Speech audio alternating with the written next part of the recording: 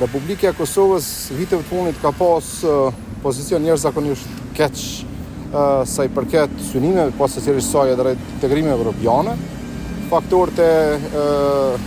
të cilët kanë ndikuar këtë pozicion janë qoftë të brendshëm, si pasojë kriza politike, blokadës, por dhe orientimit jo të duhur strategjik që kishte Kosova, duke kërcënuar në momente të caktuara edhe raportet e saj me aleatët specifik si që janë Shtetet Bashkuara të Amerikës dhe Bashkimi Evropian, që ishte qeveria dhe faktorë ndërkombëtare, po se Shtetet Bashkuara të Amerikës, po edhe Bashkimi Evropian e kanë thënë trosh disa herë, dhe nevoja të tjera cilat i ka pas Kosova drejt synime për të antarësuar. Ne nuk arritëm të antarësohem në Këshillin e Evropës, nuk arritëm të antarësohem në Interpol, pra janë njohjet ishin disa prej tyre domthonjë që erdhen si pasojë e rrethonave të tjera gjeopolitike, më shumë se si pasojë e suksesit të politikës jashtme të Republikës Kosovës në ndërtimin posaçërisht Donika Kërvallës, që ishte një fiasko diplomacisë së Republikës Kosovës, dhe përjedhoi unë konsideroj që obligimet, nevojat, detyrimet që i ka Kosova duhet t'ju qëndroj pas,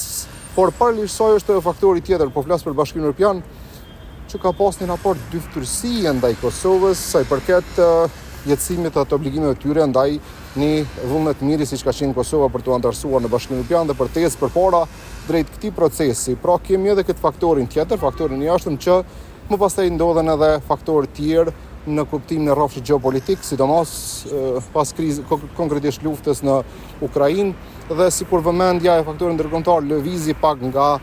Kosova dhe nevojat e saj.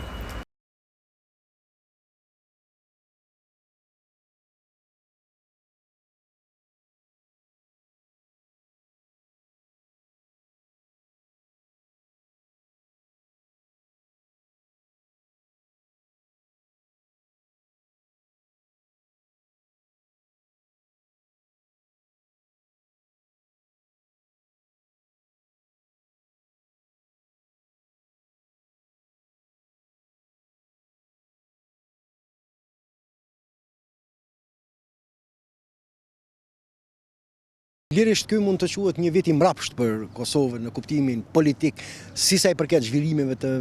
brendshme, ashtu si sa i përket zhvillimeve ndërkombëtare. Nëse fillojmë dhe i listojmë dështimet që i kanë ndodhur Kosovës, janë enorme dhe do duhet kohë shumë për t'i përmendur të gjitha. Ne praktikisht mund t'i veçojmë vetëm disa prej tyre, do thotë ne po e përfundojmë vitin, Kosova mbetet vendi vetëm në rajonin e Ballkanit Perëndimor, e cila nuk ka pasur mundësi që të kesh akses në fondet e Bashkimit Evropian sa i përket planit të rritjes ekonomike për Ballkanin Perëndimor. Përkundër krizës ekonomike, Kosova do thotë ja ka pamundsu vetes, skena politike nën kuptohet, ja ka bërë të pamundur që të kesh akses edhe mburime të jashtme financiare. Po ashtu edhe marrëveshja me Bankën Botërore ka mbetur në sirtar. Mund të përmenden disa suksese diplomatike sa i përket sigurimit të disa njohjeve të reja ndërkombëtare, por gjitha këto me mbështetjen e aleateve të shtetit të Kosovës, që patëm rastin të shohim tri njohje të reja që u siguruan gjatë këtij viti. Ndërkohë kriza e brendshme ekonomike ka ardhur duke u thelluar, inflacioni, çmimet e energjisë, pas publikimit të draft, por të strategjisë së re nacionale të Shteteve të Bashkuara të Amerikës, ku vrehen frustrime dhe vrehen kritika të ashpra të administratës amerikane ndaj Bashkimit Evropian dhe riorientim të SBA-ve në zona tjera gjeopolitike, dhe në këtë drejtim Kosova është e humbur, është pa zë sa i përket në arenën ndërkombëtare, s'ka askush të flas për interesat e Kosovës në këtë drejtim.